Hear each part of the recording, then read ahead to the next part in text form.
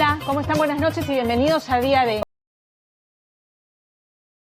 del llamado Pozo del Horror en Tacna. Ese pozo donde se encontraron los restos de Judith Machaca y de Noemí Laime. Noemí Laime, una adolescente de apenas 14 años. Y lo retomamos porque en día de somos tercos, pues, porque aun cuando ya a 8 policías presuntamente miembros de una red de trata y prostitución, identificados y separados en lo que duran las investigaciones, confeso de los crímenes y que delató a estos policías, también el policía Santiago Paco Mamani, sigue prófugo.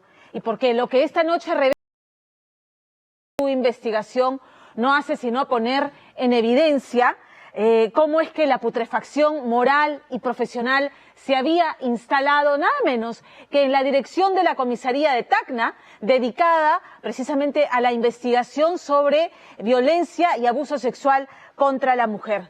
Y somos tercos porque no vamos a parar hasta que esta presunta organización sea condenada de raíz de esta comisaría. Esta noche Angélica Villegas nos muestra el testimonio de una mujer que resulta absolutamente clave porque nos deja entrever el modus operandi de esta presunta organización criminal que haciendo mal uso de sus cargos, y no solamente de sus cargos, sino de los recursos de la policía para captar mujeres y ponerlas al servicio de una red de prostitución. Son 8 los policías que ha delatado Santiago Paco Mamani y que ahora están siendo investigados inicialmente por omisión de funciones, porque ellos eran los encargados de recibir las denuncias de mujeres que decían me han pegado, me han maltratado, me han violado, me han tocado. Ellos, lejos de investigar, lejos de hacer, digamos, acuso de recibo al Ministerio Público para iniciar investigaciones, más bien captaban, las escondían y luego las distribuían en diferentes lugares para prostituirlas. Si eso no es putrefacción, ¿qué cosa es? Angélica Villegas. Unas 5 o 7 veces me reuní con Santiago Paco Mamani, por cuanto quedábamos de encontrarnos mayormente por Facebook. Las conversaciones entre nosotros eran en su carro. Él vino a recoger. En la oficina de homicidios de la de Pincri Tacna, el misterio de un tentáculo policial se volverá un escándalo en pocas horas, cuando una 5 años sea interrogada por la policía mes y medio después del hallazgo de los cuerpos de Noemí y Judith en los Pozos del Terror, propiedad del policía Santiago Paco Mamani, quien admitió en redes haberlas asesinado bajo la modalidad de contactar a sus víctimas por Facebook en complicidad con otros colegas a fin de prostituirlas, aprovechándose de sus funciones. Estaba en la casa de una amistad mía. Fue como a las 3:30 de la mañana, cuando él vino a recogerme. Me dijo que se encontraba de servicio. Lo reconocí por la camioneta. Era de la policía. El interrogatorio es vital en la pesquisa, ya que la primera semana de febrero, Santiago, quien está hoy en la lista de los más buscados por el doble crimen, además indicaba que la mujer, cuyo relato mostramos por primera vez, era quien captaba a las víctimas de la red de trata de Blanca que denunció en la policía. Todo empezó cuando yo inicié a trabajar en el área de investigación de delitos contra la libertad sexual. Un suboficial llamado Choque Valdés Young llevábamos casos de violaciones a los imputados. Les cobrábamos la suma de 400 a 600 soles, diciéndoles que les ayudaremos a borrar las evidencias. Y es donde él me contó que había que captar mujeres y prostituirlas. Y me dijo que no era el único que estaba. Había más efectivos policiales. Ahí me nombró al suboficial Maquero Oliva y a su hermano de inteligencia, al suboficial Acosta, al suboficial Dan, que el suboficial Dan conocía a los fiscales, al suboficial Sino y al suboficial Chura de homicidio, al técnico Damián de robos, ya que él estaba años trabajando en eso, el brigadier Ranchito, y le acompañaba a captar a mujeres. Un día el Choque me manda, se trata de personas como el suboficial Laime Fuente. Laime me dio toda la información y después la contacté. Aún será muy pronto para revelar la identidad de esta mujer y su vinculación con la posible red de explotación sexual en la comisaría 24 de junio, pero ella forma parte de más de las 4 jóvenes que generan todo un escándalo en sus próximos interrogatorios, al revelar el lado oscuro de Santiago Paco Mamani y sus colegas, según lo escuchado por el abogado de una de las víctimas mortales, Judith Machaca. Estas personas eran citadas a la unidad de Pincri como agraviadas por diferentes actos que investigaba la unidad policial. Las captaban, las invitaban a salir, las enamoraban. Paco Mamani disponía de los bienes de la de Pincri, de las unidades móviles, para recoger a sus supuestas amistades o amigas, para llevarlas a diferentes sitios y también al sitio donde hemos encontrado 2 cuerpos. Y que había un grupo de policías que también estaban prestados con ellos y era un grupo cerrado. En los interrogatorios ha trascendido, según lo recopilado por la defensa legal de las víctimas mortales, que Santiago Paco Mamani parecía tener la suficiente autoridad a la hora de disponer de todos los recursos y que sus compañeros, junto a él, empleaban paradójicamente sus funciones, insinuándole intimidad a las jovencitas que iban a denunciar diferentes delitos a cambio de avanzar en el proceso de denuncia que éstas interponían. La interrogada menciona a otras 3 mujeres que se libraron de la muerte y que indican fueron captadas por Santiago en la comisaría o en redes, donde éste las pretendía inicialmente para posteriormente llevarlas a los terrenos de La Yarada, propiedad de sus padres, donde aparecieron los cuerpos de Judith y Noemí. Cuando le pregunté a si lo conocía Santiago Paco Mamani, ella me dijo que lo conocía de vista, porque vino a este local policial por un caso que tuvo de su sobrinito. Y de ahí, pasando el bosque, él dijo que había una entrada de tierra. Luego, llegó a estacionar su carro. No recuerdo el lugar, porque estaba oscuro, donde él me dijo para ir donde se encontraban sus papás. He tenido contacto con Santiago hasta el 6 de septiembre del 2020, como que cada vez hablábamos menos, porque yo quería alejarme de él. No tuve relación sentimental con él, aunque él me insinuaba. Anteriormente, él mandó a Salcedo y a Castillo para que me recojan, a bordo de una camioneta color blanco, conducido por Castillo, los mismos que me llevaron a mi casa. Eso habrá sido más o menos cuando estábamos en hora de toque de queda. Edinson Salcedo estaba en robos y el otro policía, Castillo Clemente, trabajaba en la de Pringri, pero no sé en qué área. Este documento del Ministerio Público confirmaba que los policías mencionados en el video de Facebook por Santiago serían sus presuntos cómplices, por lo que están siendo investigados, ya que se les detectó más de un delito en su proceder, luego que se levantara el secreto de comunicaciones del ex policía prófugo y se revisaran todas las pertenencias de algunos funcionarios. ¿Aproximadamente cuántos policías estarían siendo investigados? Los 8 que han salido cambiados, haber diligenciado cierta documentación interna de las denuncias que presentaban la señorita por acoso sexual, por tocamientos indebidos, ¿no? Estos policías recibían las denuncias y no las tramitaban y no le daban cuenta al Ministerio Público, prácticamente las escondían. Es por el cual la Inspectoría Nacional mandó un grupo acá a la ciudad de Tacna para ver todas esas diligencias. ¿Tienen información de quién lideraba esta presunta red conformada por policías y qué poder ejercía específicamente Santiago Paco Mamani sobre el resto de sus colegas? Entre los grados, Paco era el de menor, ¿no? El de menor jerarquía, porque recién había salido de la escuela. Pero habían otros con otra jerarquía superior, ¿no? Como es una unidad especializada de la Policía Nacional y la mayoría de su promoción había ido a trabajar ahí, se juntaron.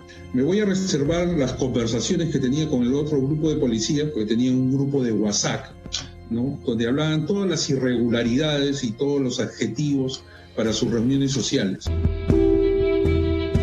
Ahora, la defensa legal de Noemí y Judith concluye que Santiago todo este tiempo tuvo la sangre fría de ir a trabajar después de asesinarlas, viendo a la vez la desesperación de los padres de ellas cuando se sentían subestimados por sus colegas en la dilatación del proceso para denunciar el caso. Donde lo último que supimos de Noemí Laine, la menor de 14 años hallada en el pozo con Judith, es que había sido captada en Facebook con oferta de dinero, desapareciendo en varias oportunidades de una vivienda, con padres separados, enfrentados por su custodia. Ahí, su madre refería haberla visto por última vez en octubre del año pasado, mostrándonos esta carta. Fue un problema desde que nací. Yo ya no quiero hacerte mirar mal por la gente, y me quiero ir de la casa. Y a mi hermano, que estudia inglés, porque le prometí que iba a conocer otros países. Me voy a ir a trabajar para saber cómo se siente. Voy a venir en Navidad para darle su regalo a mis hermanitos. Esta misiva sería vista por primera vez en nuestro programa y por el padre de Noemí también, quien descubría en la carta que probablemente su hija no fue vista por última vez en octubre, como lo reportaba su madre. Mi hija deja en mes de julio una carta, entonces esa carta que le deja es una carta de despedida. Entonces yo pienso que mi hija desde esa fecha no ha vuelto. Mi hija dice, mamá, voy a regresar en Navidad, ¿no? Eso es lo que dice la carta. Esas partes tendríamos que verlo bien. ¿Por qué le digo? Porque esto tiene que investigarse. ¿Duda usted que la letra de esta carta sea la de su hija? Yo tengo dudas, porque de que la letra no sé exactamente de mi hija. Hay partes, hay como una hoja, ¿no?, que está borroneada. Si usted refiere que su hija es vista por última vez en julio del año pasado, ¿cómo se concibe entonces que su madre emite una alerta por nueva desaparición en octubre? Pone nuevamente la denuncia en octubre al ver que mi hija ya no da señales de vida. Las dudas sobre la ausencia de su hija podrían ir más allá. El padre de la menor señalaba que la había visto por última vez en septiembre del 2019, cuando su madre se la quitó nuevamente, y al intentar buscarlas se percató que habían cambiado de número y domicilio, coincidiendo con la pandemia, por lo que se le imposibilitaba viajar desde Arequipa hasta Tacna, dudando que fuera su hija quien manejara las redes a partir de aquí.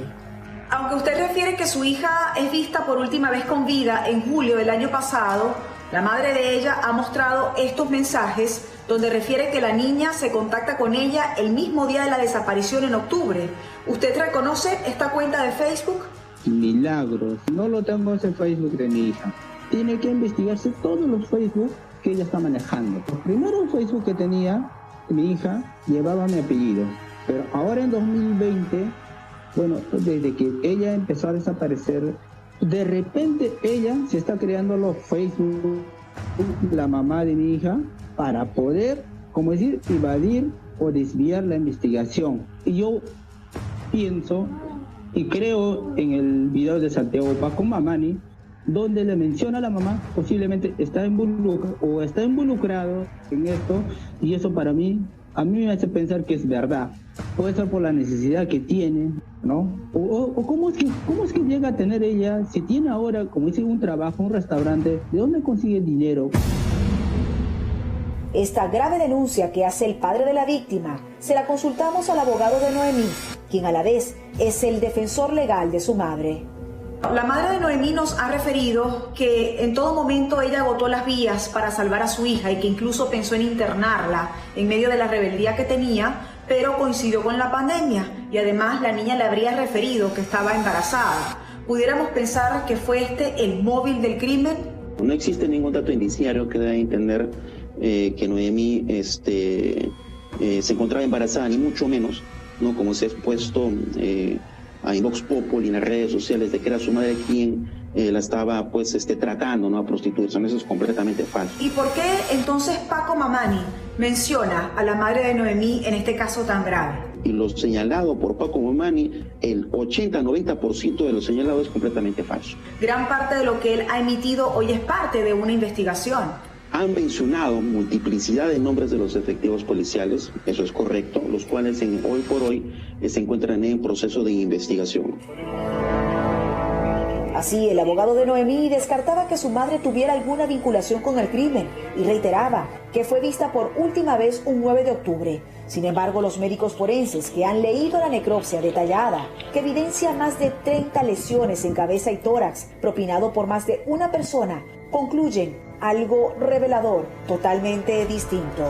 El médico legista establece el periodo de fenómenos cadavéricos, que es corificación, y él establece un tiempo aproximado de muerte de 3 a 4 meses. Pero el fenómeno de corificación, que es un fenómeno cadavérico, tardío, conservador, es cuando se va a producir el embalsamiento natural, la piel se vuelve amarilla.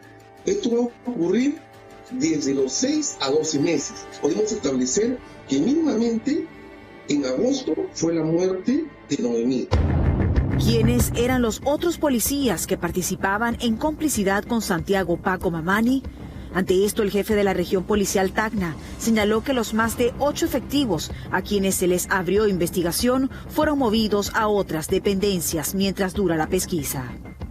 ¿No es para la inspectoría suficiente, es mi pregunta, el hecho de que ya se hayan conseguido conversaciones y otros elementos que los vincularían en complicidad a Paco? Si la fiscalía no le encuentra ninguna responsabilidad, no le encuentra pruebas hasta ese momento que se solicita la detención, ¿con qué herramientas de la Inspectoría General podría pasar la disponibilidad a retiro? Acá hay que respetar también, hay un debido proceso. En este doble hallazgo a 80 metros bajo tierra, el análisis de la necropsia de Noemí dejaría más de una interrogante. ¿Por qué, si fue asesinada a mediados del año pasado, apenas figuró como desaparecida en octubre? ¿Quién escribió todo ese tiempo los mensajes? ¿Y por qué a 3 meses de los dobles hallazgos en los pozos del terror aún no se da con el paradero de Santiago Paco Mamani?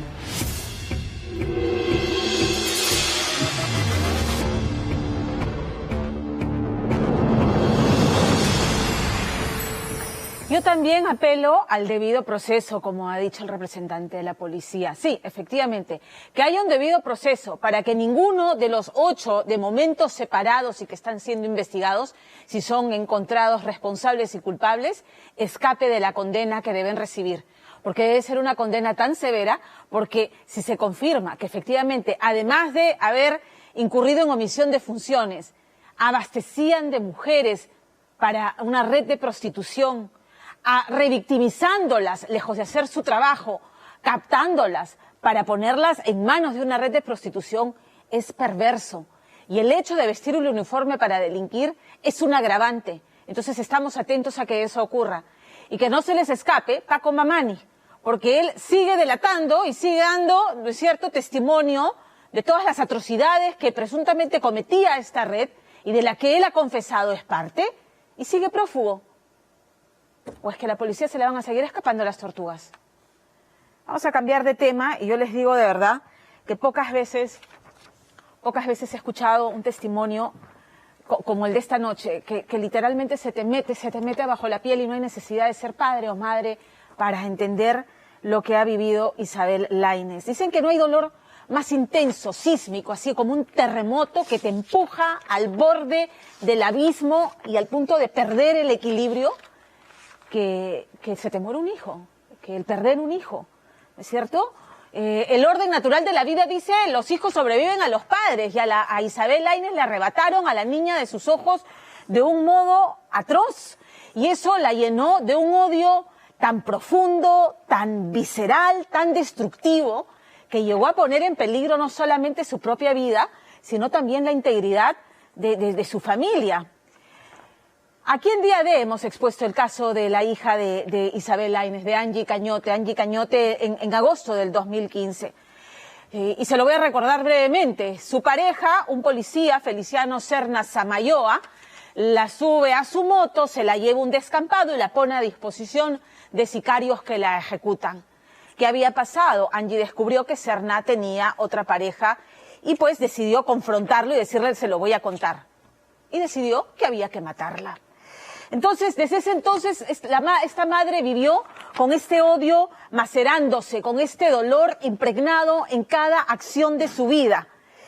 Y llegó incluso esta situación desequilibrante a cuestionarse la forma en que había criado a su hija, bajo preceptos católicos. Dudó incluso de su propia fe. Y lo único que quería era justicia, lo único que quería era que castigaran al asesino, llegando incluso a evaluar lo que algunas voces le decían, oye, aquí en el Perú, olvídate, la justicia avanza con pies de tortuga, mejor vamos con el ojo por ojo. Y esas voces, ¿en qué extremo no les faltaba razón? Escuchen esto, pues, el señor Serna Samayoa, Feliciano Serna Samayoa, el autor, había sido detenido 2 veces, y 2 veces se cumplió su prisión preventiva, y 2 veces tuvo que ser puesto en libertad nuevamente. Cuando finalmente lo condenan por feminicidio, ya este tipo está prófugo. ¿Cómo no llenarse de bilis la boca todos los días sabiendo que a tu hija la asesinaron y la dejaron como un perro en un descampado? Y el autor, que estuvo 2 veces preso, la justicia demoró y ahora está libre. ¿Es posible en estas circunstancias que alguien pueda encontrar en su corazón capacidad de perdón? ¿Es posible? Que se lo cuente Richard Apolo. Por casi 6 años lo único que Isabel tenía en su corazón era pena, odio y sed de venganza. Su razón de vida, todos estos años, fue buscar justicia contra el hombre que un día le arrebató para siempre de su lado a su hija. Una muchacha de solo 18 años, cuyo único pecado fue enamorarse del hombre equivocado, de Feliciano Serna Samayoa, un sujeto que la noche del 31 de agosto del 2015 la llevó con engaños hacia un paraje solitario en Pisco y la entregó a sicarios que él contrató para que de un balazo asesinaran a Angie Cañote Lainez. Mi combustible fue llenarme de ira. Me comencé a llenar cada mañana al levantarme. Comencé a sentir odio, ira, rabia para poder levantarme y seguir viva, para seguir avanzando.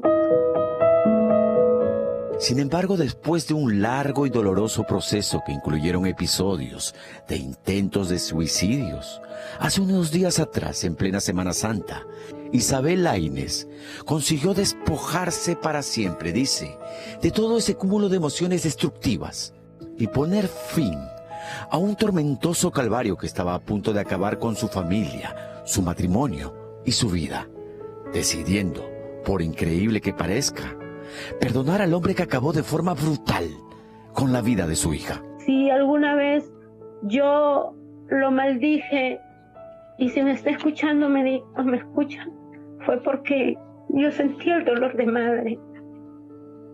Yo sentía ese dolor, pero ahora no. Ahora yo lo perdono. Yo lo perdono en el amor de Jesucristo y oro por él para que el Señor toque su corazón. ¡Justicia! ¡Justicia! ¡Justicia! La primera vez que conocí a Isabel Lainez fue en octubre del 2015. La encontré una noche en plena vigilia pidiendo justicia por su hija Angie en los exteriores de la iglesia de Pisco. Había pasado mes y medio desde que Isabel había recibido esa fatídica llamada avisándole del hallazgo de una joven con las características de su hija Angie, quien yacía en un descampado muerta de un balazo. Esta imagen captó el desgarrador momento cuando Isabel cae de rodillas ante el cuerpo inerte de Angie. Me decían, no la toques, no la abraces, porque vas a borrar toda evidencia. Yo en ese momento quería abrazar a mi niña. Yo quería abrazarla, quería hacerla resucitar. Para mí era como una pesadilla. Para mí era algo que no lo podía creer en ese momento. Era algo tan doloroso que yo quería levantarme y no podía. Y esa pesadilla ha durado tantísimos años. Aquel octubre del 2015 las investigaciones policiales ya habían logrado reunir las evidencias contra el suboficial Feliciano Serna Samayoa, quien, en un primer momento, había negado haber visto aquella noche a la jovencita de 18 años. Pero las cámaras de seguridad contradecían su versión y dejaban ver a Serna tratando de ocultar su rostro con una capucha. Segundos después, la imagen capta a Angie detrás de él. Otra cámara registra aquella noche, el 31 de agosto del 2015, el encuentro de ambos y el momento que Angie sube a la moto del suboficial sin saber que iba camino a la muerte. La joven de 18 años, quien era estudiante y eventualmente trabajaba como anfitriona, había conocido meses antes a Serna Samayoa. Y pocos días antes de su muerte, la muchacha había descubierto que en realidad el policía destacado en Pisco tenía desde hace 7 años, en Lima, una novia con quien estaba a punto de casarse. Angie se enteró de ello y amenazó al suboficial con contarle toda la verdad a su novia. Eso le costaría la vida. ¿En algún momento te llegaste a sentir culpable por lo que le había sucedido a tu hija? Sí, sentí culpabilidad porque yo dije, debí yo de estar más atenta o de prepararla para el mundo. O sea, se me metió la idea de que mejor no la hubiera tenido reprimida en una iglesia. Mira hasta dónde el mal me hizo pensar. O sea, llevarla o criarla con tanto amor si no le hubiera enseñado otro camino. ¿Por qué? Porque yo miraba a muchas jóvenes, miro a muchas jóvenes que están en mototaxis, llevan una vida liberal, son libres, pero sin embargo siguen vivas. Dice que antes del asesinato de su hija, ella y su familia eran asiduos concurrentes a una iglesia cristiana, congregando regularmente, e incluso Isabel estaba a punto de bautizarse. Sin embargo, tras la muerte de su hija, Isabel Laínez empezó a alejarse, dudar y renegar de sus creencias religiosas. Sí, llegué a resentirme como una hija con su padre, porque yo sabía que él era que él es todopoderoso y que él pudo haber evitado ese dolor, pudo haber evitado que mi hija muera, que debió de darme otra prueba o debió de darle una oportunidad de vida a ella, ya que ella era una joven que todavía tenía todo un futuro por delante y era una buena hija. Aquel 31 de agosto del 2015, los sicarios contratados por Serna Samayoa no solo habían acabado físicamente con Angie Cañote, también sin saberlo, esa misma noche habían matado en vida a su madre Isabel, quien empezó desde entonces una lucha sin cuartel buscando que el asesino de su hija pague por su crimen. Incluso hoy recuerda cómo alguna vez, con el corazón destrozado y viendo que Serna Samayoa no era capturado, hubo gente que le habló sobre la posibilidad de pagar al suboficial con la misma moneda. Ojo por ojo. Muchos me dieron el consejo que no había justicia y que se debería de acabar con esas personas, así como él hizo para matar a mi hija, que también le pague con la misma moneda. Pero mi principio, mi creencia en Dios decía, no, Señor, porque si yo hago eso, Padre, entonces yo me llevaría el pecado de ese hombre, yo caería más bajo que él. Pasaron 2 meses del crimen cuando la justicia dictaminó en octubre del 2015 9 meses de prisión preventiva para Serna Samayoa, tiempo que se venció y por exceso de carcelería, este salió de prisión. Y aunque poco tiempo después se revocó su libertad y fue enviado nuevamente a prisión preventiva, donde enfrentó su juicio por el asesinato de Angie Cañote, nuevamente el exceso de carcelería jugó a favor del suboficial. Lamentablemente, solo días después de su liberación, el juzgado finalmente el 3 de julio del 2018 condenó a Feliciano Serna Samayoa a 15 años de prisión.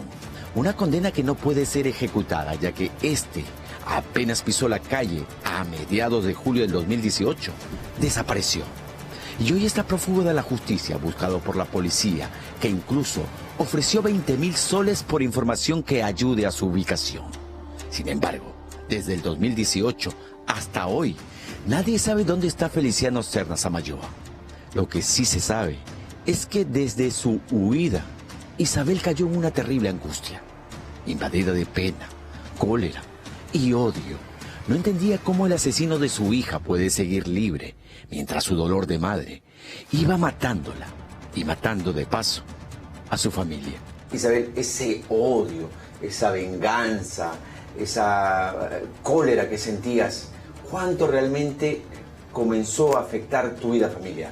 Me había nublado y dije, no, se destruyó todo, se destruyó mi vida, ya se destruyó todo, o sea, todo lo poco que había, todo se destruyó, dije. Entré en una depresión muy fuerte, ya no dormía, lloraba constantemente, el cuerpo me temblaba, sentía dolores tan fuertes en el pecho que me llamaba a doblarme en posición de feto. Los problemas familiares se agudizaron por la obsesión casi enfermiza de Isabel, a tal punto que ésta intentó suicidarse. Dice que fue su esposo, Augusto, quien impidió aquello hace meses atrás. Fue entonces cuenta que entendió que esto no podía seguir así, que ella debía seguir viviendo, que tenía 3 hijos pequeños por quien luchar, así que imploró al cielo por fuerzas por algo que parecía en su momento imposible: perdonar al asesino de su hija. Era el momento del perdón, Era el momento de despojarse de esas emociones furiosas y negativas que habían carcomido y desgarrado su alma. El perdón se abrió paso. Feliciano Sernas Samayoa, yo te perdono.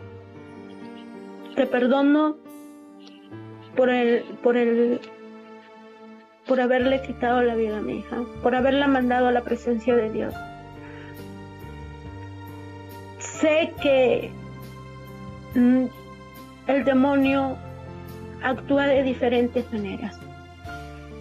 Y sé que también pudo haber pasado por ti. ¿Cómo se pasa del odio a una persona que le quitó la vida, en este caso a tu hija, a perdonarlo? El perdón es necesario, Richard, porque yo sé que mi hija está en la presencia de Dios. Y yo con el llanto, con el dolor, y a veces nosotros como madre, por querer venganza, nuestros hijos no descansan. Y como madre yo quiero y amo a mi hija, la amo mucho, de corazón. Y quiero que mi hija descanse. Dice que si bien el perdón al asesino de Angie contribuía al descanso de su hija, hacía falta otra cosa más que Isabel hizo el 3 de abril último, en plena Semana Santa y día del cumpleaños de su hija, cuando en un saco de rafia colocó una pala, pico y una comba, con la cual Isabel derrumbó la pequeña gruta que años atrás levantó en memoria de su hija, en el lugar donde Angie fue dejada por los sicarios contratados por Sernas Samayoa. Al momento que yo hice eso, en mi corazón dije, me levanté, fue como un milagro. Al momento que yo me levanté con esa tranquilidad y esa paz y dije, ya, ahora sí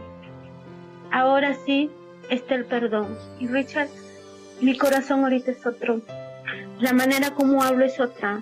La manera como trato a mis hijos es otra. Y yo verdaderamente, Richard, yo me gozo en el Señor Jesucristo porque hizo la obra. Si bien Isabel ya no quiere saber más sobre el asesino de su hija, sí toca a las autoridades cumplir con su deber de buscar, encontrar y encerrar tras las rejas a Feliciano Sernas Samayoa.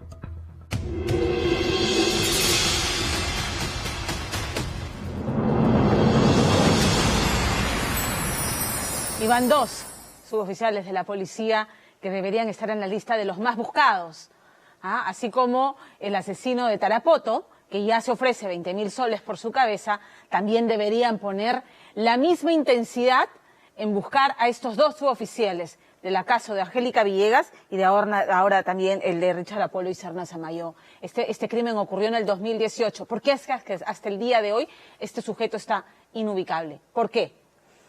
Vamos a cambiar el tono de la información y nos vamos a relajar un poco porque el personaje al que esta semana, con el que esta semana se reunió Percy Guzmán, de verdad que es entrañable. El público quiere muchísimo a Cachito, a Walter Ramírez del elenco de JB. Y no solamente el público, sino todos los compañeros de trabajo que día a día graban con él. Él es muy engreidor, lo quieren muchísimo y lo van a ver en la nota. Pero esto es un reportaje que está lleno de revelaciones y eso es lo que más me gusta.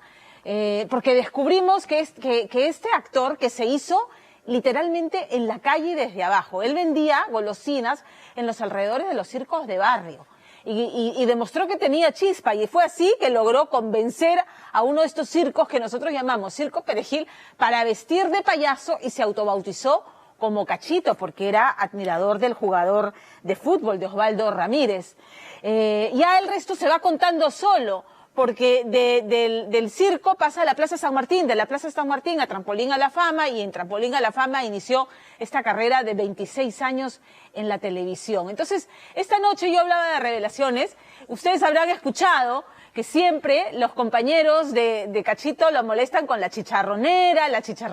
¿Quién es la chicharronera? Bueno, eso nos lo va a contar nada menos que la esposa de Cachito. ¿Quién viste el disfraz del pollo eternamente apanado? Este pollo de peluche que siempre es apanado y nadie sabe la identidad de quien viste y recibe todos esos golpes. Bueno, esta noche nos vamos a enterar.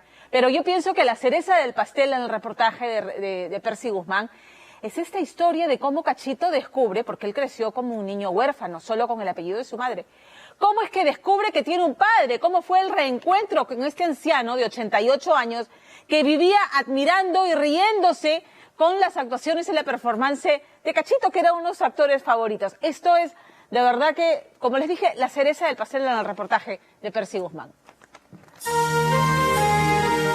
Hola amigos, soy Walter Ramírez, el Chorri de JB en ATV. Y el día de hoy les quiero contar una historia que se van a quedar ustedes pensando. La verdad que durante 50 años yo pensé que mi padre no existía, pero por cosas de la vida, gracias al Señor, lo he llegado a conocer. Yo quiero que el día de hoy ustedes vean esta increíble historia, a conocer a mi padre. Adelante, por favor. Adelante. ¡Papá, Víctor! ¿Cómo está, papito? ¿Qué tal? ¿Cómo está? ¿Todo bien? Todo bien. ¿Te veo bien, ah? Sí, sí. Acá estamos, papá. Sí. Llegó tu hijo, el Chorri.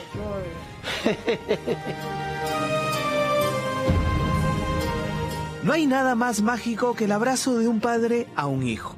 Este encantador abuelito, de 88 años de edad, es don Víctor Rodríguez, quien 50 años después conoció a Walter Ramírez, el comediante que siempre vio por televisión sin imaginar que era su hijo. Tocó pues el día en que nos presentamos y sé que es mi hijo. Estoy agradecido, le agradezco al Señor, a Dios, por habernos encontrado. En el nombre del Padre, del Hijo y del Espíritu Santo. Amén. Padre Celestial, te doy gracias por este día. Bendice, Padre, a todas las personas que están pasando por este momento tan difícil y que pronto se pueda acabar este virus que está haciendo tanto daño. A empezar a trabajar entonces. Como tiene que ser. Como dicen en el teatro. Sí. ¡Mierda! Con la fe puesta en Dios, el actor cómico Cachito nos cuenta su gran historia llena de momentos tristes y felices. Son 26 años de vida artística, trayectoria que le otorga el respeto y reconocimiento de sus compañeros del elenco de JB en ATV, con quienes comparte largas jornadas de grabaciones. Él es muy buena gente y nos trae todos los miércoles, nos trae nuestro desayuno. Nuestro chicharrón, nuestro pancito, nuestro camote. Y queremos saber de dónde viene el chicharrón. ¡La chicharronera! Dayanita, mira. Usted es furiosa. ¿Pero por qué está furiosa, Dayanita? Sabes, Cachito, que a mí no me gusta que me hagan eso. Ya, pero escucha, a ti no te gusta, pero a la gente en el Perú, no solamente en Lima, en el Perú le encanta quién eres. Y eso no me lo vas a negar. ¿Y qué tal, Cachito? Espectacular, aprendo mucho de Cacho, a veces me da muchos consejos también. Comenzamos con el maquillaje fuerte. El Chorri, apóyame, mano.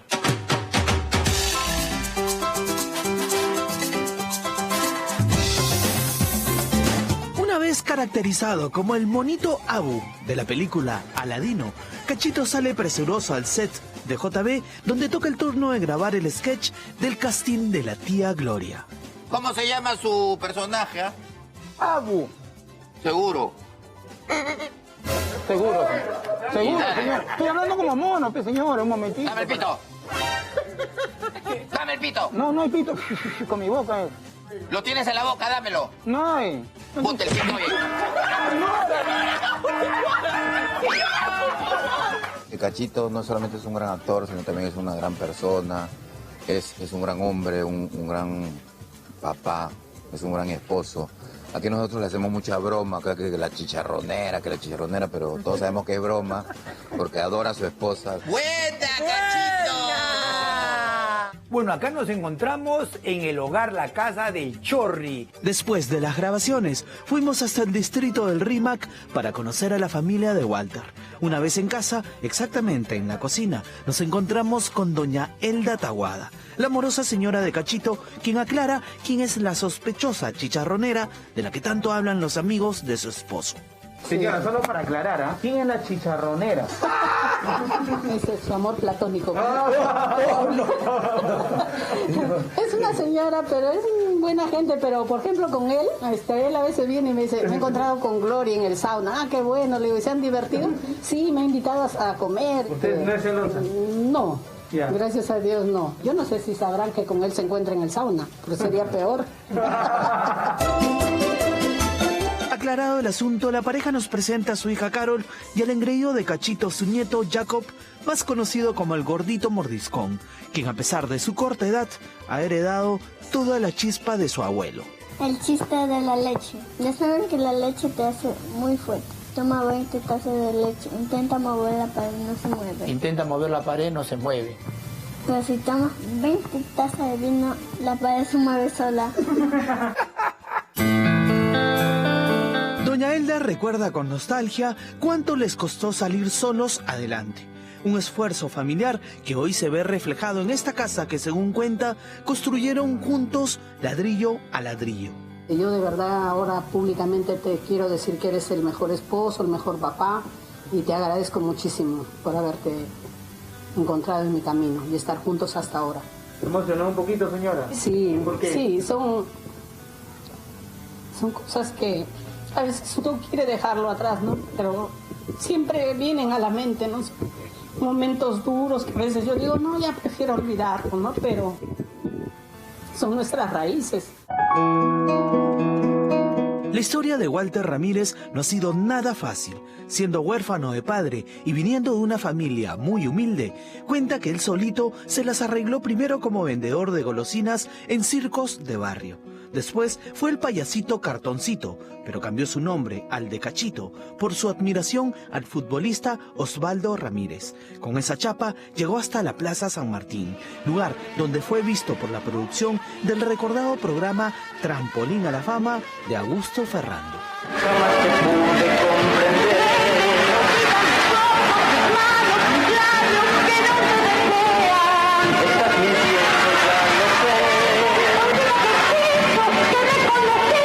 Ya nosotros éramos felices viéndonos en televisión el día sábado, Trampolín a la Fama, un promedio de 10 minutos.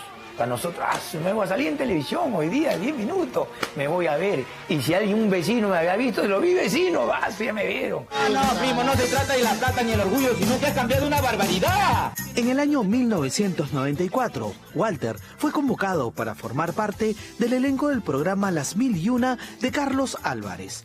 10 años después, Álvarez y Benavides se juntan en el especial del humor, donde Cachito logra ganarse el cariño del televidente por el personaje del Chorri. Además, aparece en la secuencia de Las Viejas Pitucas el famoso Pollo, muñeco que hasta hoy nadie sabe quién está dentro de este plumífero peluche. ¿Quién es el Pollo? Uy, esa es la pregunta clave. ¿Quién es el Pollo? ¡Es mi hijo! ¡Claro! ¡Es mi hijo Alonso! ¿Lo quieren conocer? Descúbrete, Pollo, para que vean quién eres. ¡Tatán! Conózcanlo, Alonso, mi hijo. ¿Cómo te animaste a hacer tú el Pollo? Bueno, la historia fue bien interesante, ¿no? Justamente él se le vincula mucho el personaje con el muñeco del Pollo. Entonces, para el circo se necesitaba alguien que se mete. Y buscando, al comienzo no encontrábamos. Y bueno, yo le dije, lo hago, o sea, me meto. Ya estamos listos y preparados con el Pollo. Amigo del barrio, siempre es bueno, colabora con la gente del barrio, todo, siempre nos apoya, compadre, en cada fiesta navideña. No vayas a pensar que lo he preparado, le doy su no. Una pregunta, ¿ustedes apanan al pollo? Por supuesto. Todavía no. Ahí está. Junto a su inseparable Pollo, Cachito nos llevó hasta la casa de su nueva familia. ¡Apóyame, Chorri! ¡Ay, sale ahí! ¡Lárgate, chiquitino! ¡Lárgate! ¡Sale, que está tapando mi viejo! ¡Está tapando mi viejo! ¡Lárgate, Pollo! ¡Está loco este! Resulta que Walter César Ramírez tiene solo el apellido de su madre en su DNI. El motivo es que desde que nació fue huérfano y nunca supo de su padre. Hasta pensó que estaba muerto. Sin embargo, hace 10 años, gracias a la insistencia de sus hijas, encontraron a don Víctor Ramírez. Hoy, el popular Cachito no solo ha ganado el cariño de papá, también nuevos hermanos y sobrinos. Te voy a presentar a mi viejo, ¿ah? Mi papá. Ahí está, mi otro hijo, papá. Mi hijo el Pollo. ¡Un aplauso para el Pollo! ¡Qué bonito el Pollo! el pollo, sino el pollo, escúchame hermano, te lo dice el pollo. Yo siempre lo veía en la tele sin saber jamás que era mi hermano, ¿no? Muchos años antes, cuando él recién salía, decía, él se parece a mi papá, es igualito. Luego nos enteramos por sus hijas, por mis sobrinas, de que estaban buscando al papá, que habían pensado que había fallecido, pero luego se enteraron que no, que existía. Y realmente para mí fue impresionante, ¿no? Realmente cómo él ha podido salir adelante sin su padre, solo, todo el esfuerzo que tiene, ¿no? Tiene una linda familia. Renzo, ¿qué tal el tío? ¿Da propina o no? De verdad que es una excelente persona. Lo hemos visto siempre en el especial de El Humor desde sus inicios. Y nunca nos imaginamos que iba a ser nuestro tío alguien tan talentoso y tan buena persona, ¿no?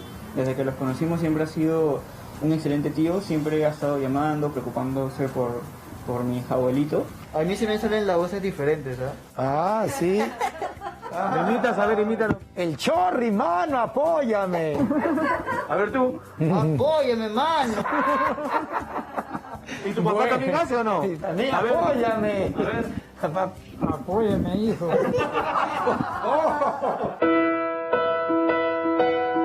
Walter nos cuenta que desde el día que conoció a su padre, optó por no cargar rencores ni reclamos. Es por eso que congeniaron rápidamente y hoy existe mucho cariño y respeto entre ellos. ¿Qué tal Cachito como hijo? ¿Qué tal haberlo conocido? Extraordinario, y quién no quisiera ser familia de él, porque una persona que sale en televisión, es una artista, y que el mundo pues mira, no se averigua. Y me dice, pues, ¿qué suerte tiene? Me dice, sí, le digo, ha sido de un momento a otro que nos hemos encontrado. Él me buscaba y hasta que nos encontramos, pues, y nos presentamos. ¿Qué siente usted de haber ganado un hijo después de tanto tiempo? ¿Lo imaginó? ¿Lo pensó? No lo pensé, pero ahora estoy orgulloso desde que lo conocí, orgulloso de él. ¿Qué quisiera decirle a su hijo? Que lo quiero, que estimo bastante, gracias a Dios por reunirnos, por darnos la mano ahorita y estar con ese sentimiento que yo tengo, guardado. Vuelvo a repetir, gracias a Dios, gracias al Señor, que estamos juntos. Papá Rodríguez, viejo mi querido viejo, ahora ya caminas lento, como perdonando el tiempo. Yo soy tu sangre, mi viejo, soy tu silencio y tu tiempo. Él tiene los ojos buenos. Lo máximo. Víctor Rodríguez, papá.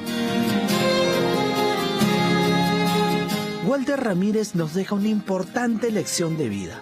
Sin duda, la calidad de persona de este actor cómico se refleja por el gran corazón que tiene para aceptar sin ningún resentimiento y con mucho amor a su padre. Como diría la tía Gloria, ¡buena!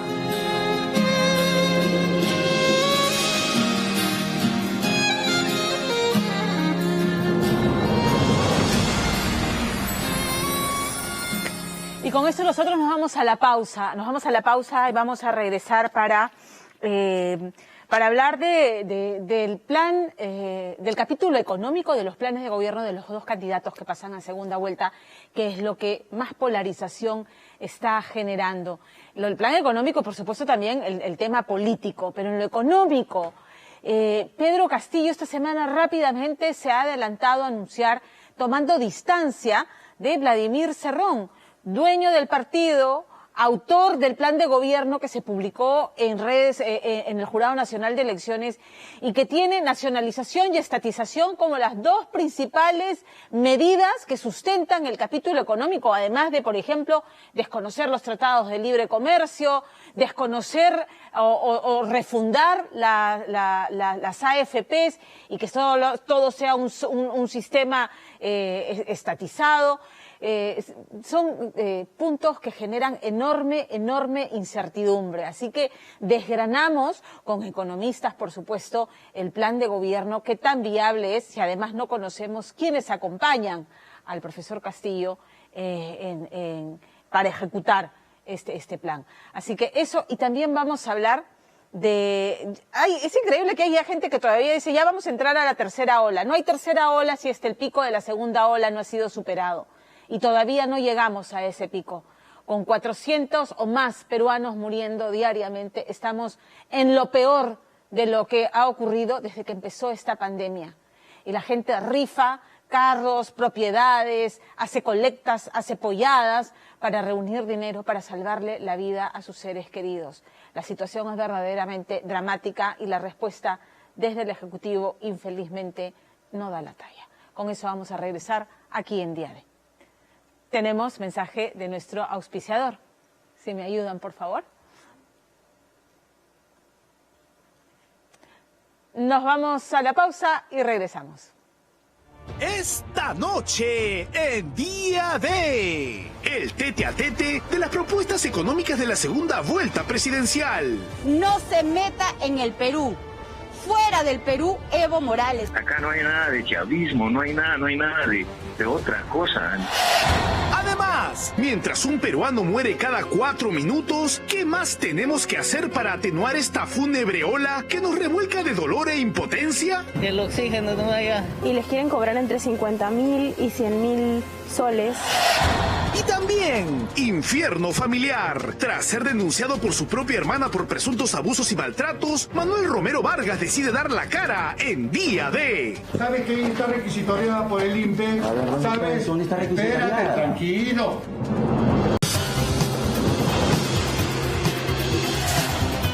Bueno, esta semana se cierra con una nueva encuesta que lo que hace es ratificar la brecha que separa a Pedro Castillo de la señora Keiko Fujimori con holgura, la verdad.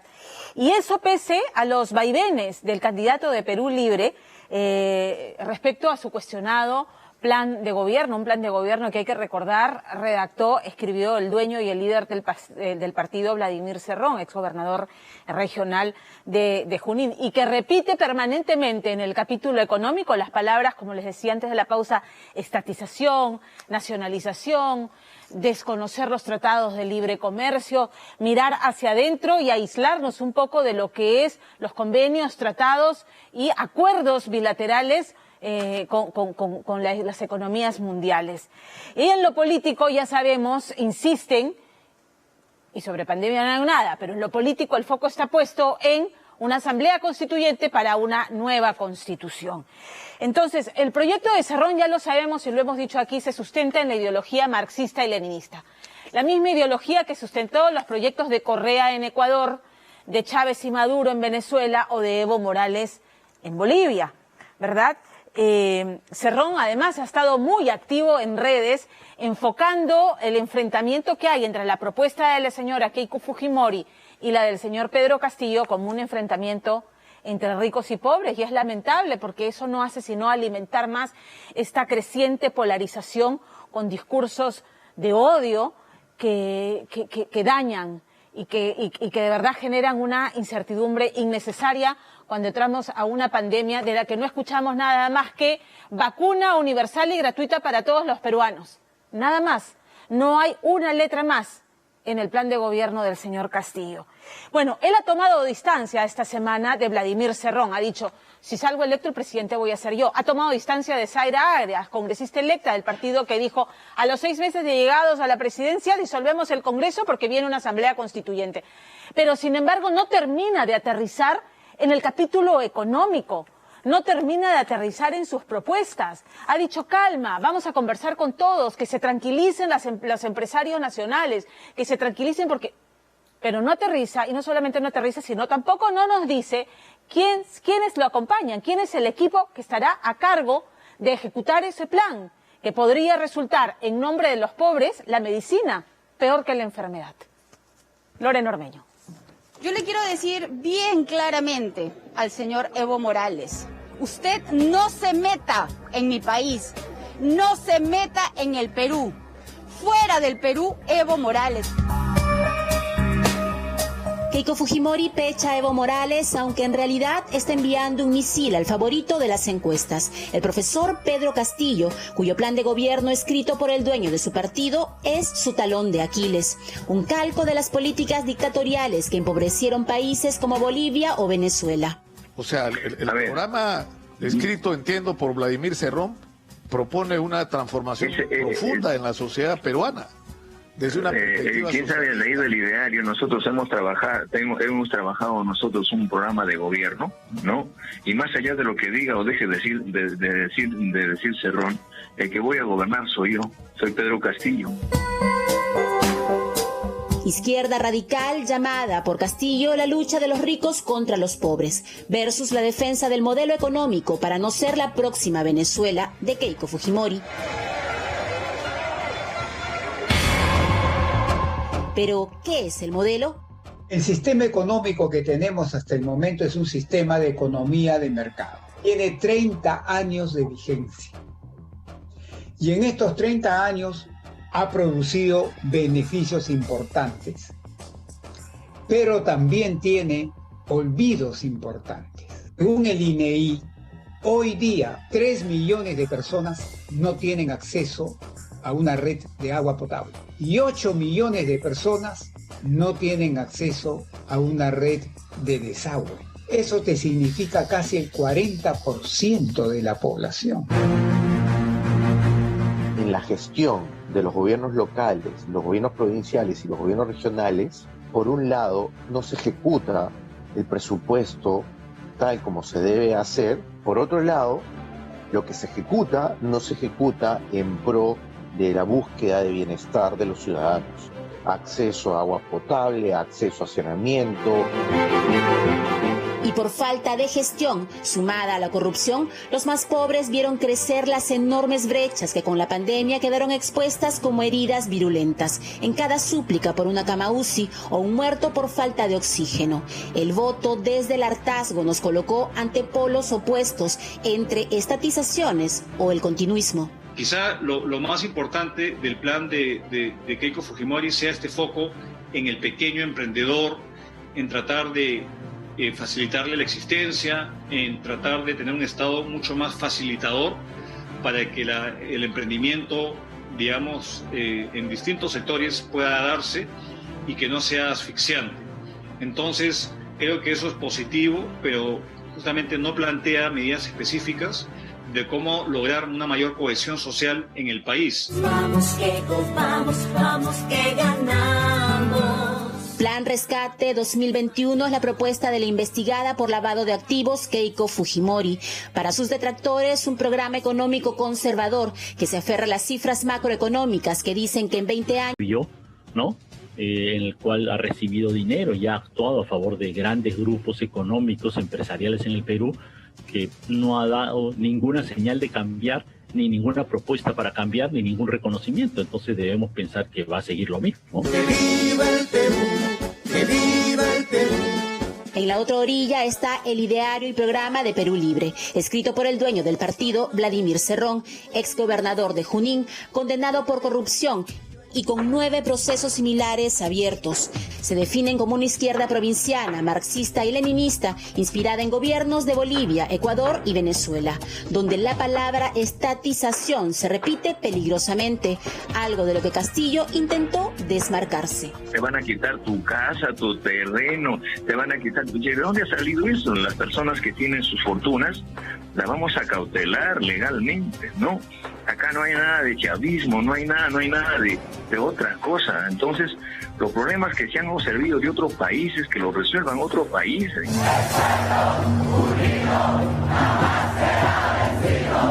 Yo concuerdo, desde mi punto de vista independiente, sin tener ninguna relación con Pedro Castillo ni Perú Libre. Uno, que se plantee que no se va a poner énfasis en estatizaciones, que no va a haber estatizaciones. Y dos, que se va a renegociar los contratos o se va a replantear las condiciones bajo las cuales funciona la actividad transnacional de explotación de la minería y otros recursos en el Perú, para que una mayor proporción de esa renta se quede en el Perú. De la campaña de Verónica Mendoza y lo que nosotros sustentamos lo mismo, y nosotros nos cansamos de desmentir de que nuestra propuesta no se parecía para nada de la propuesta, no sé, chavista, comunista. Ahora, pero en el plan de gobierno de ustedes no había ni una línea que pudiera asemejarse al tema de ser cercano a Bolivia, a Venezuela o a Ecuador. Pero en el plan de Perú Libre sí, con nombres y apellidos completitos. Como te digo, lo que ha dicho Pedro Castillo ayer no me parece que tenga esa línea. Esta semana, Verónica Mendoza sumó su apoyo a Pedro Castillo, mientras el candidato intentaba disipar las voces de un supuesto plan para disolver el Congreso. Pedro Frank, exmiembro del equipo económico de Mendoza, prefiere creer en el Castillo de esta semana y no ahondar en lo que hasta ahora ningún economista ha podido defender. Nacionalización, sobre todo de empresas extranjeras grandes en el sector minero, petrolero y de energía, y dárselas para que sean administradas por los gobiernos regionales. A esos gobiernos regionales que no pueden manejar siquiera los fondos que tienen, le vas a dar para que manejen, gerencien grandes empresas. ¿Con qué capital humano? ¿Con qué profesionales? Eso va a terminar convirtiéndose que a mi pariente lo coloco de gerente general, a mi tío de gerente financiero, y las empresas van a empezar. Propone el partido Perú Libre en su plan de gobierno no es nuevo. Ya lo hemos hecho en la época de Velasco, lo hemos hecho en parte en el primer gobierno de García, y el problema radica justamente en eso, en la gestión. La gestión es puesta a dedo, no es como la empresa privada que hay un proceso de selección.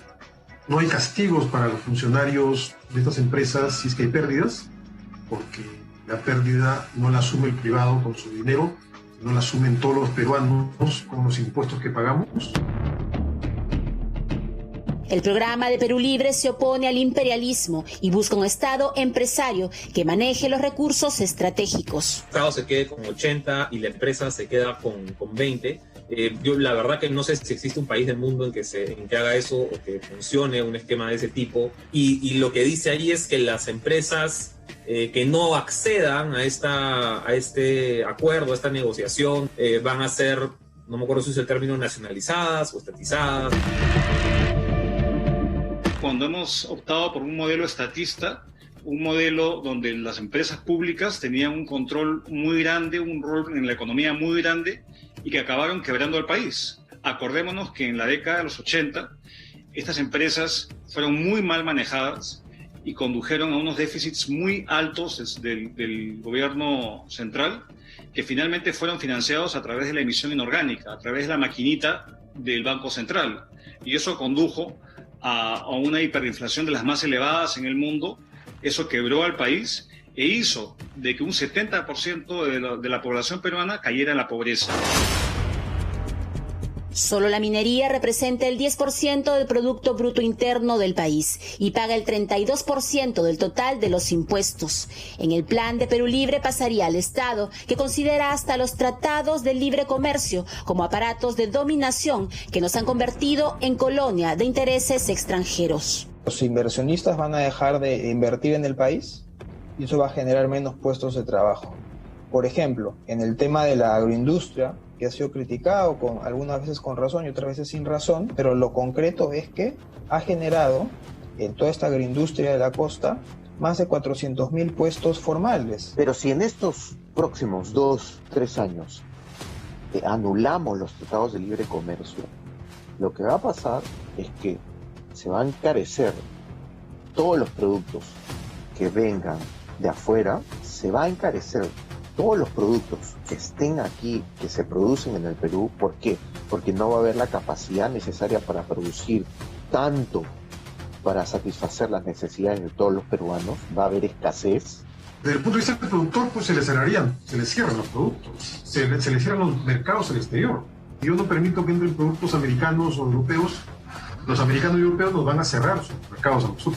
Especialmente de cara a que tenemos una pandemia vivamos en ciernes y que muchas de las vacunas van a venir de los países con los cuales queremos romper los acuerdos comerciales. Entonces no tiene ninguna lógica. Yo le pido al señor Castillo que mire el caso de Rusia, un país comunista, China, que hasta ahora es comunista, Vietnam, que hasta ahora es comunista, y Cuba, que hasta ahora es comunista.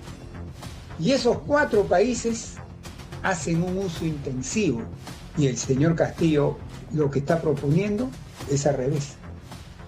Entonces, que él mire, que tanto le gusta mirar a sus ejemplos comunistas, los mire.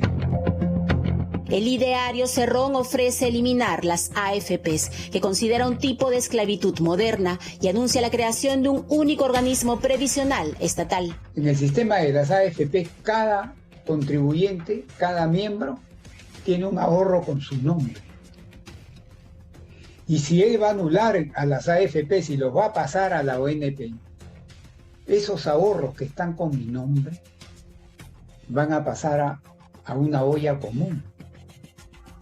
Y yo me pregunto, ¿y por qué me vas a confiscar mis ahorros si es mi trabajo acumulado con mucho esfuerzo? En todo caso, si quieres eliminar el sistema de las AFPs, dame mi plata, porque esos ahorros son mi plata.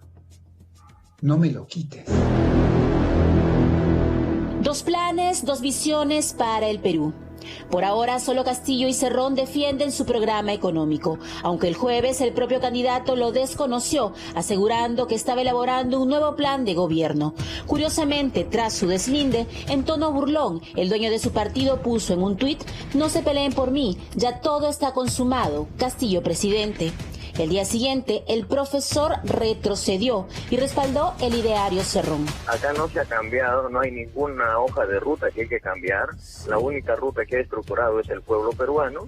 En ese contexto nos ratificamos con el planteamiento inicial que hemos tenido en la primera vuelta. Sí. Lo único que hemos dicho es que el ideario de Perú Libre no contemplaba el tema de la pandemia, porque ningún partido político en ese momento también su estructura de gobierno, plan de gobierno tampoco lo tenía.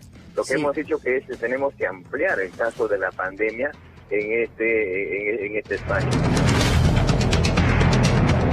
¿Qué tiene que hacer para creer que su cambio es factible? Yo no creo que él quiera cambiar, Lorena. Con él no es posible pedirle un compromiso de cambio. No es posible. ¿Sabes por qué? Porque está de por medio la ideología. Y acá le hago un pedido al señor Castillo. Presente su equipo económico, señor Castillo. Que el Perú conozca quiénes son los que van a gobernar con usted. Para ver si dan confianza o no dan confianza. Perú, el dilema constante. Cada 5 años sorprendidos por enfrentarnos otra vez al abismo, renunciando al voto informado para elegir en base a odios, temores o indiferencia. La gran víctima siempre, el más pobre, que estando ya en el profundo olvido por malos políticos puede hundirse aún más.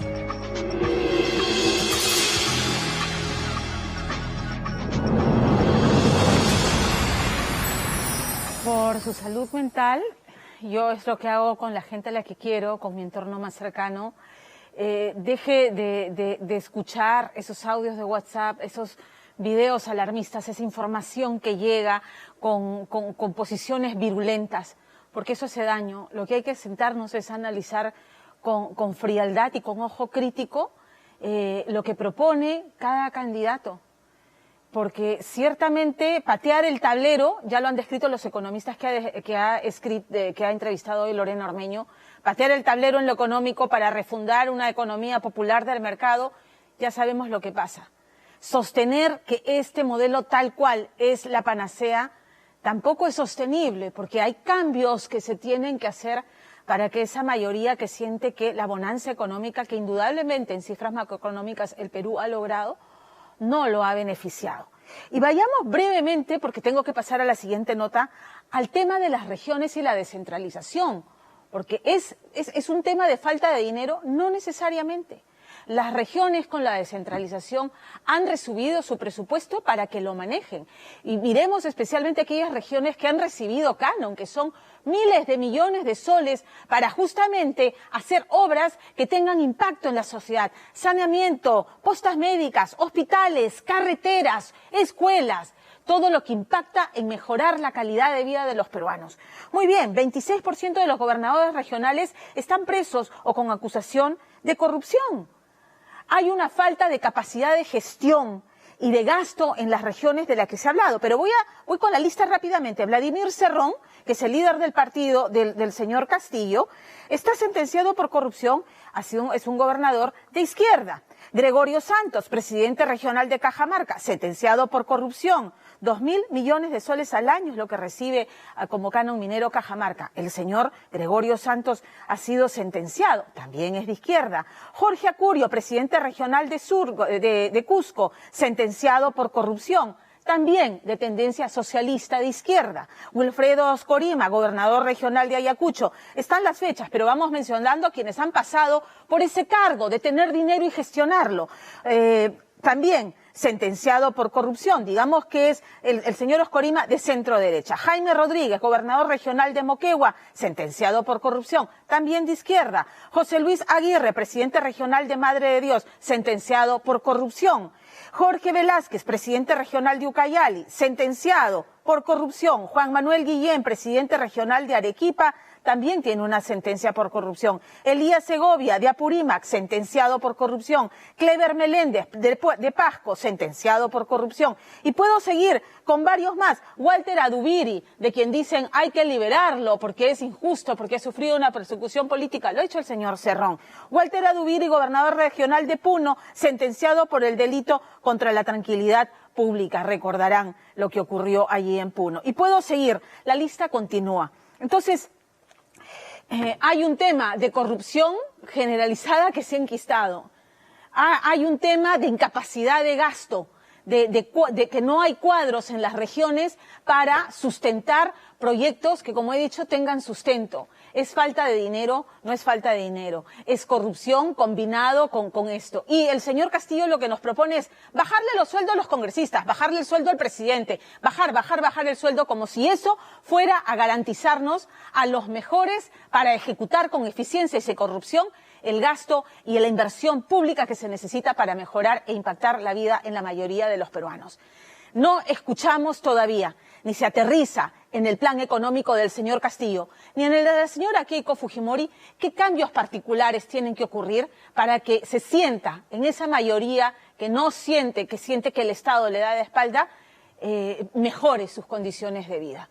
Entonces, hagamos ese esfuerzo, dejémonos de los discursos de odio, de miedo, de enfrentar a los ricos contra los pobres. A los ricos les vamos a quitar su casa, les vamos a quitar sus propiedades, se van a quedar sin AFP. Necesitamos tranquilidad, necesitamos mensajes de tranquilidad de ambos candidatos, de los dos. Fuera Evo Morales, no te metas en mi país. La Cancillería diciendo que presidentes de otros países no se pueden pronunciar respecto a situaciones que vivimos. Es lo que ocurre en un país que respeta la libertad de expresión, ¿no es cierto?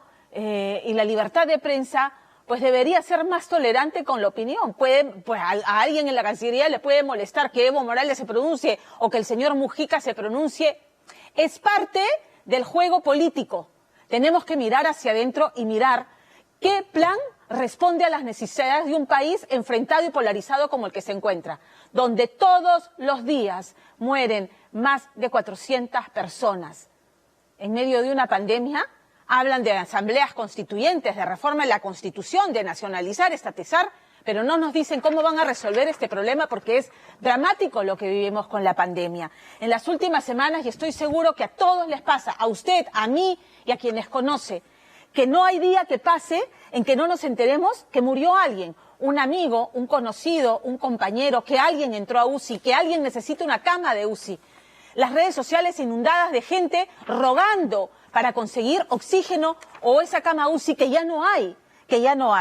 El virus, ya lo saben, se ha vuelto más virulento. Con la mutación, el contagio es muy rápido y la letalidad se ha incrementado. Y eso explica esa cifra pavorosa que en el Perú, en el mes de abril, cada 5 minutos muere un compatriota.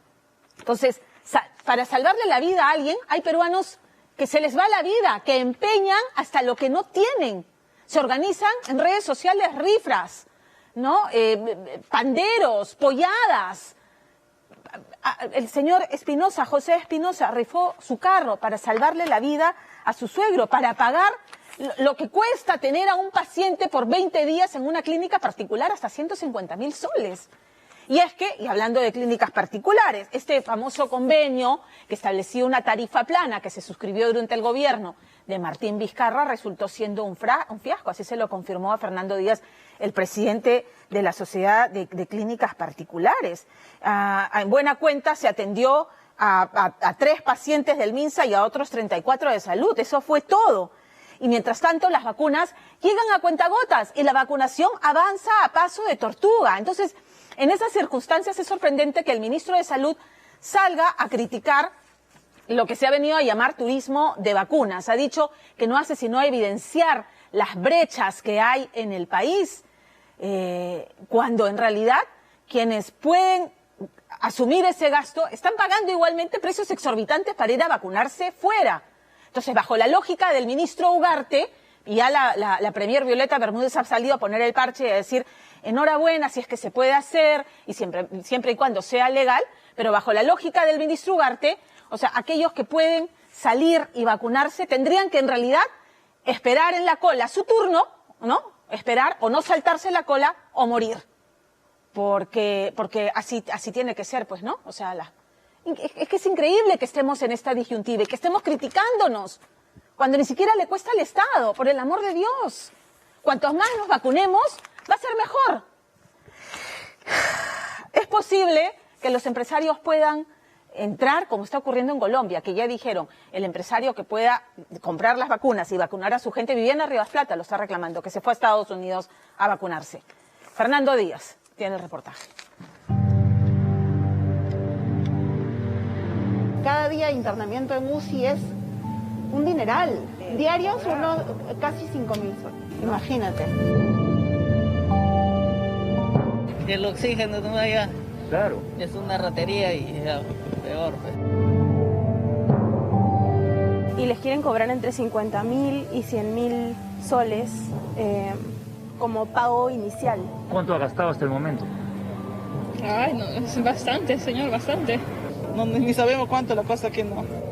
Saque, prestando, a voluntad también de la gente y eso nada más.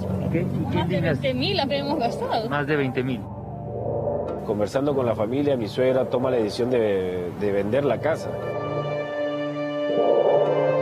Para los médicos de los 170 hospitales y clínicas COVID del Perú, es trágico tener que elegir quién merece una oportunidad de seguir en este valle de lágrimas. ¿Quién tiene la prioridad de ocupar una de las escasas camas UCI que se han convertido en esta pandemia en el último vagón del tren de la vida? No te miento que hemos estado los 5 días desde la mañanita 7, 6 de la mañana más o menos que nos levantábamos hasta las 8, 9, 10 de la noche en diferentes clínicas. Más que el tema del dinero era la urgencia que necesitábamos para poder salvar a mi mamá. Esa es la verdad. Cerca de 400 personas al día mueren a causa del COVID-19.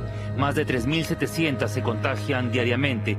Las víctimas ahora son los de 30, cada vez más jóvenes. Pareciera ser que la respuesta mucho más cercana es la presencia de las variantes. Tal vez en Perú, una variante peruana que no se ha identificado pero debe estar presente por el número alto de contagio, explicaría el grado de, digamos, de carga viral en el ser humano, por lo tanto afecta a más órganos, pero esta variante genera mucho contagio y mucha réplica. El sistema de salud público y privado están colapsados y en medio de una lenta agonía y tal vez un luto eterno, están también cientos de familias que han tenido que hipotecar su vida entera para poder costear el internamiento de un familiar en una cama UCI COVID. La única cama disponible era en esta clínica, que es una clínica sumamente cara, y no nos quedaba otra más que dejarlo ahí porque o lo pones ahí o tu pariente fallece. Mientras unos mueren o enfrentan deudas impagables que superan los 150.000 soles, en la otra orilla están los miles de peruanos que al día despegan rumbo a los Estados Unidos pagando $2.000 por pasaje, con tal de conseguir una de las dosis de las vacunas Pfizer o Moderna que ofrece el gobierno norteamericano. Ellos no te piden Social Security, no te piden absolutamente nada, simplemente un ID donde esté tu foto que coincida con tu cita, porque eso sí hay que ir con cita. La cita la deben sacar desde Estados Unidos porque si no, no te permiten acceder al sistema ni a la disponibilidad de vacunas. La exmodelo, ex Miss Perú y actualmente empresaria Viviana Rivas Plata se acaba de vacunar en los Estados Unidos pues su esposo es norteamericano. Desde California, en esta exclusiva con Día D, Viviana nos cuenta el viaje de compatriotas que consiguen inmunizarse con las vacunas que los norteamericanos rechazan. La verdad es que no les interesa, por lo menos en California, si tienes documentos o no, porque lo que quieren es que todos se vacunen. Lo único que les importa es tu edad, si te corresponde por edad la vacunación, y que estés inmunizado para que no sigas contagiando y este virus no se propague más, ¿no? Mientras tanto, en el Perú, enfrentamos lo que muchos han denominado el inicio de la tercera ola. En medio de privaditos, crisis económica, infracciones y cuarentenas focalizadas, y dos candidatos presidenciales que no tienen idea de cómo manejarán esta emergencia sanitaria, estamos en los tiempos del sálvese quien pueda. Es totalmente desesperanzador ver las noticias y ver que hay gente que simplemente no le importa. Yo creo que mientras que no tengan a su mamá, a su hermano al lado, a un hijo quizás, porque ahora esta cepa brasileña no distingue edades. Las hermanas Joy y Jenny fueron contagiadas de COVID-19, pero debían atender a su padre de 83 años, víctima de esta enfermedad, e internar de emergencia a su hermano de 53 en una clínica que les cobraba 5.000 soles diarios por el uso de una cama UCI. Y haces lo que sea para sacarlo adelante, ya sea vender lo que sea o esto que al final resultó bien. No teníamos ni idea de cómo nos iba a ir con la rifa. Steve lleva más de 20 días internado. La cuenta es enorme, a pesar del seguro. Han tenido que recurrir a colectas virtuales para no declararse en bancarrota. Todos decían, no, ¿cómo hacer una rifa? ¡Qué vergüenza! ¡No!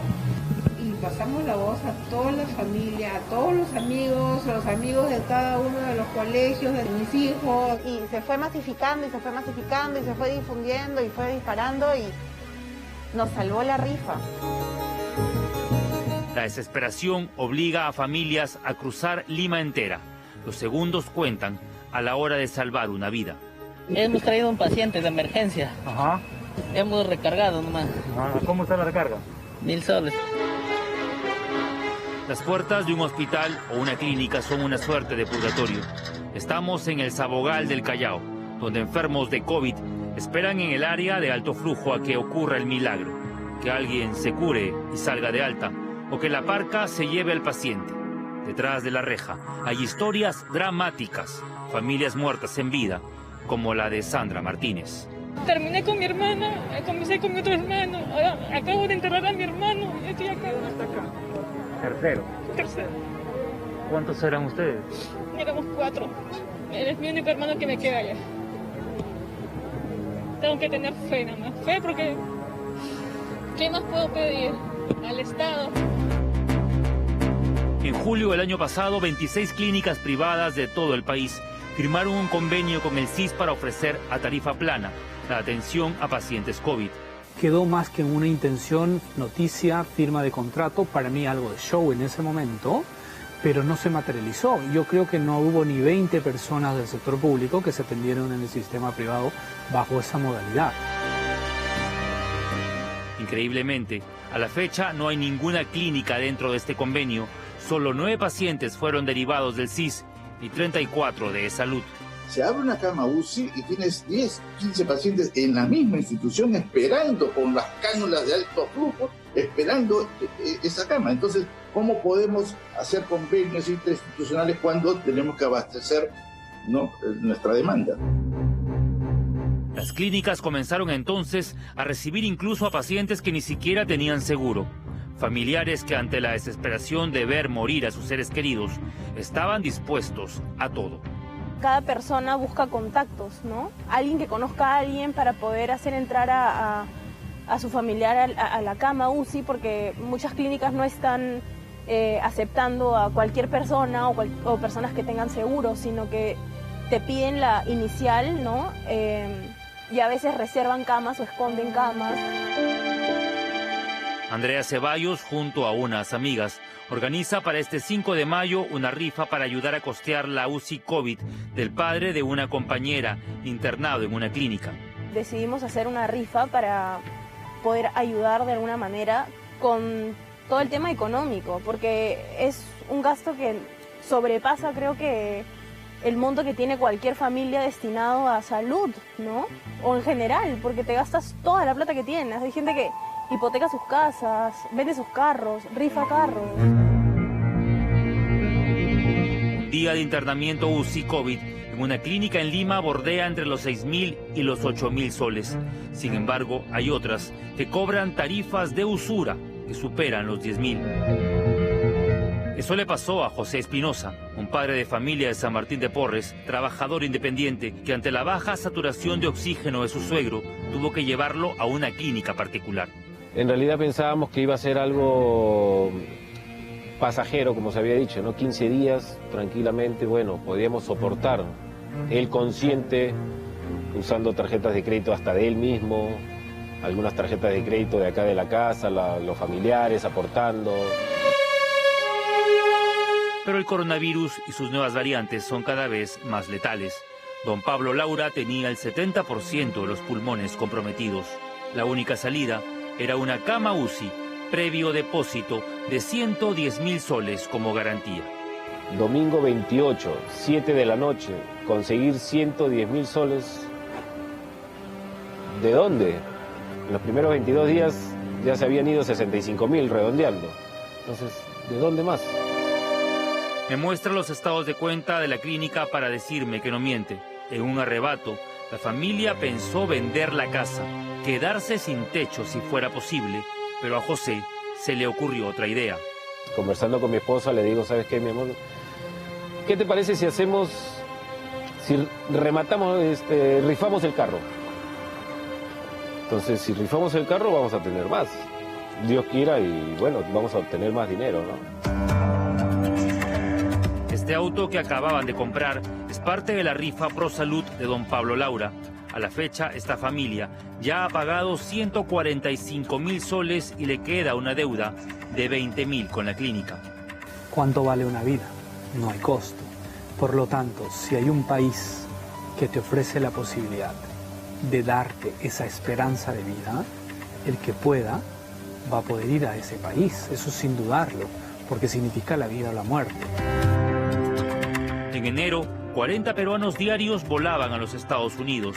En febrero, la cifra aumentó a 120.000. Hoy, a fines de abril, más de 1.000 peruanos diarios viajan a ciudades como Houston, Atlanta o Las Vegas, donde cualquiera puede vacunarse.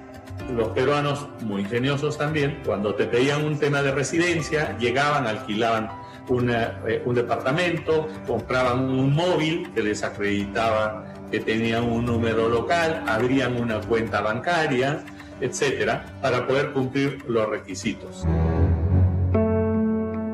19 estados piden residencia y 27 acreditación laboral. Sin embargo, solo el 40% de los norteamericanos quiere vacunarse. Existe entonces dosis de sobra para inmunizar. Yo no debería venir acá para vacunarme. Yo debería vacunarme en mi país, pero no tengo esa opción. Y no voy a jugar con mi vida, porque tengo derecho a vivir, a estar acá por mis hijos y para ellos. A mí no me parece justo tampoco que unos pocos tengamos que venir hasta acá pagando precios exorbitantes por los pasajes, porque es así. Viviana Rivas Plata, en su rol de empresaria, aboga porque se permita a los privados importar vacunas y acelerar el proceso. Yo tengo la posibilidad, gracias a Dios, de irme y le pagaría, mira, a todos mis colaboradores y a toda su familia para que lo hagan. ¿No crees que me sale más barato encima? No tengo esa opción y no debería ser, digamos, algo en lo que estemos pensando, pero y deberíamos tener todos una fecha de vacunación. Un pasaje a los Estados Unidos puede llegar a costar $2.000. Con los 150.000 soles que ha pagado José Espinosa por la cama UCI de su suegro, se pueden realizar casi 21 vuelos ida y vuelta a los Estados Unidos. Es perverso, sí. Es injusto, también. Ni siquiera sabemos cuándo me van a vacunar. ¿Alguien me puede decir? Nadie. ¿El Estado me va a responder por eso? Si a mí me pasa algo, ¿va a ocuparse de mis hijos? ¿Va a reemplazarme? No. Lo material se recupera, la vida no tiene precio. Y pensar que hay algunos que celebran a puerta cerrada, no sabemos qué. Mientras la muerte quizás, muy pronto, les respire en la nuca.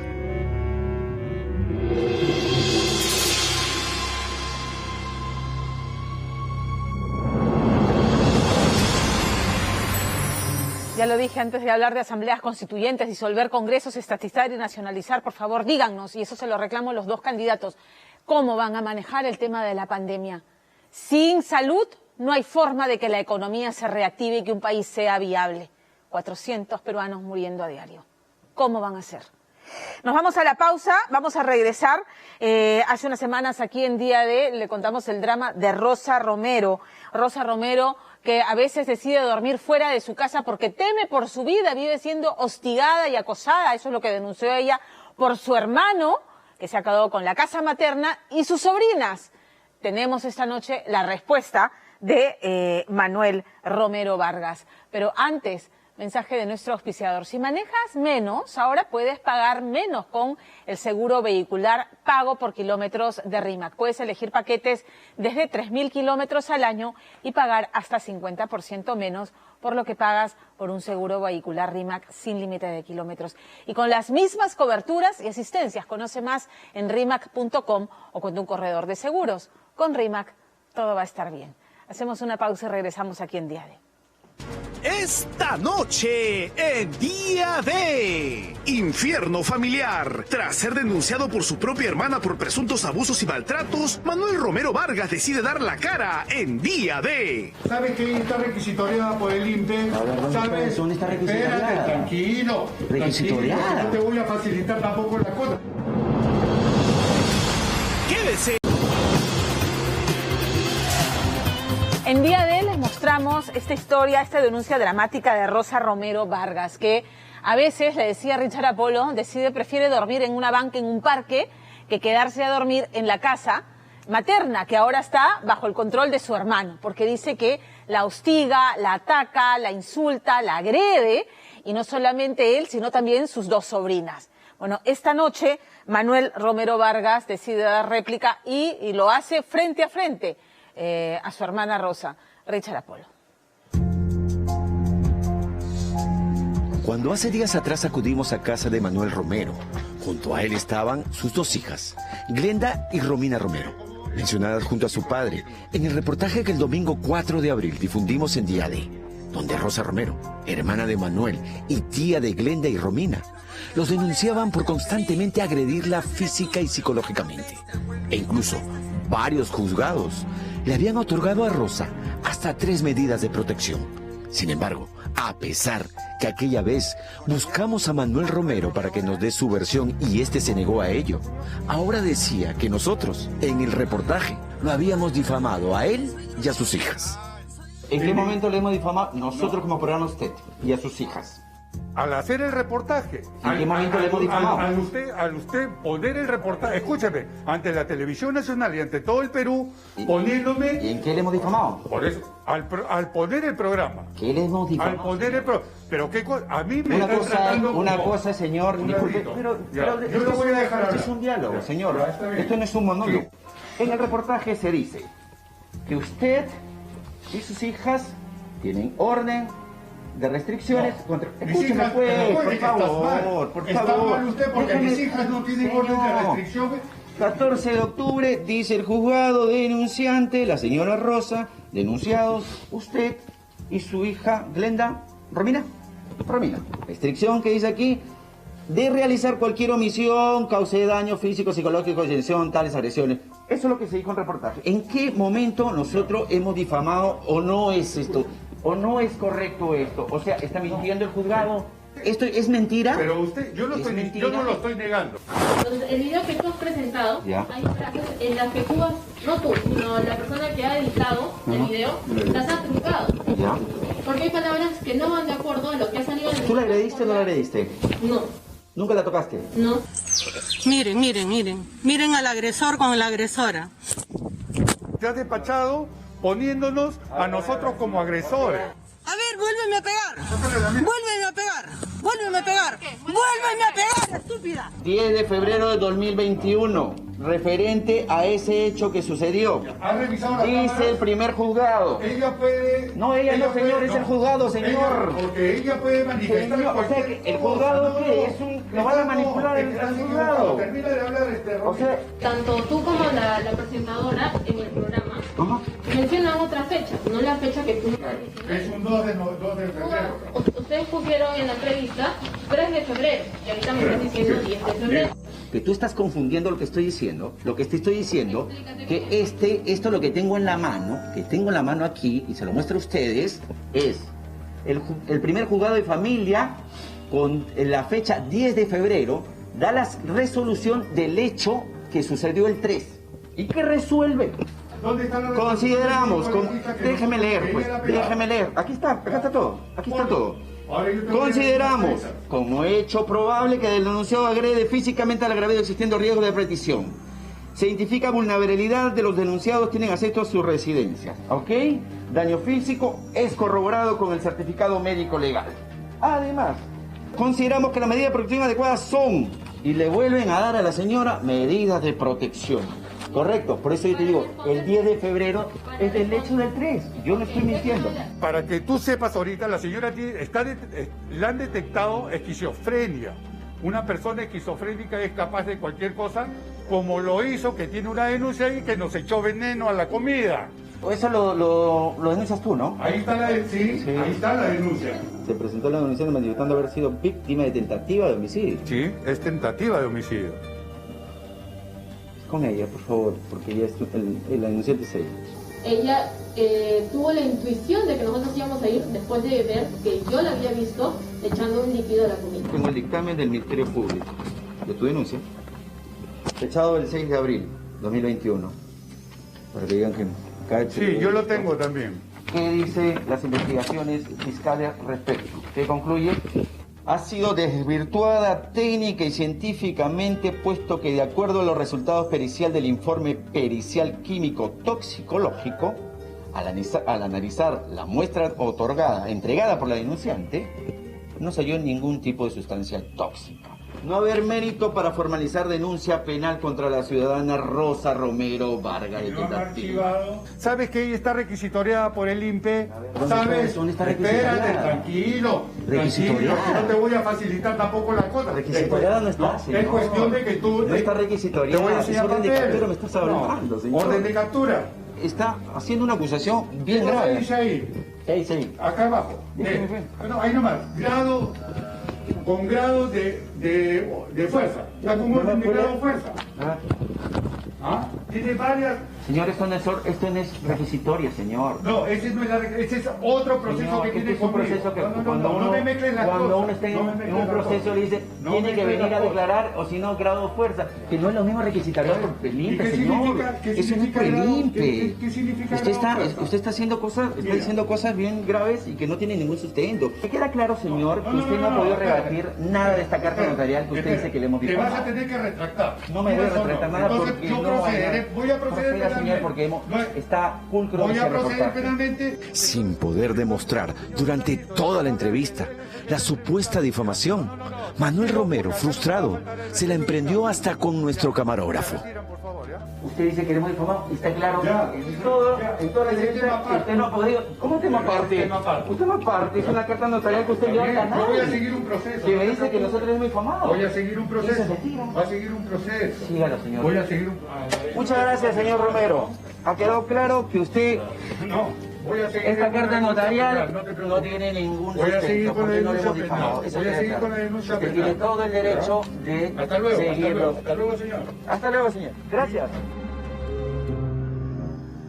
Siempre en Día D somos respetuosos y buscamos tener ambas versiones. Esta noche el señor Romero Vargas tuvo la oportunidad y ya vieron los resultados. Esperemos, como lo dijimos cuando emitimos la versión de la señora Rosa, que lleguen a un acuerdo. Yo no entiendo cómo, siendo hermanos de sangre, pueden haber llegado a este enfrentamiento virulento. Ojalá que pueda resolverse. ¿Nos vamos a la pausa? No, tenemos un video que queremos compartir con usted, pero antes la mención de nuestro auspiciador. Si una empresa está concertando precios con sus competidores o acuerda con ellos repartirse clientes o territorios, eso es ilegal. Si estás concertando con tus competidores, estarás negociando mucho más que dinero. Pondrás en riesgo tu reputación y serás un infractor de la ley. Para más información, ingresa a www.noalaconcertacion.com. Te lo recuerda Indecopi. Y ahora sí, siempre decimos aquí que para las mujeres, infelizmente, en el Perú, pero en general en el mundo, todo es cuesta arriba, porque aún las brechas de inequidad, de desigualdad entre hombres y mujeres en todos los ámbitos es enorme. Incluso también para luchar contra las agresiones y la violencia de las que son sistemáticamente objeto. Algo de eso se aborda en la última producción de... Llega gracias a... Cámbiate a Claro en tiendaclaro.pe. Head and Shoulders.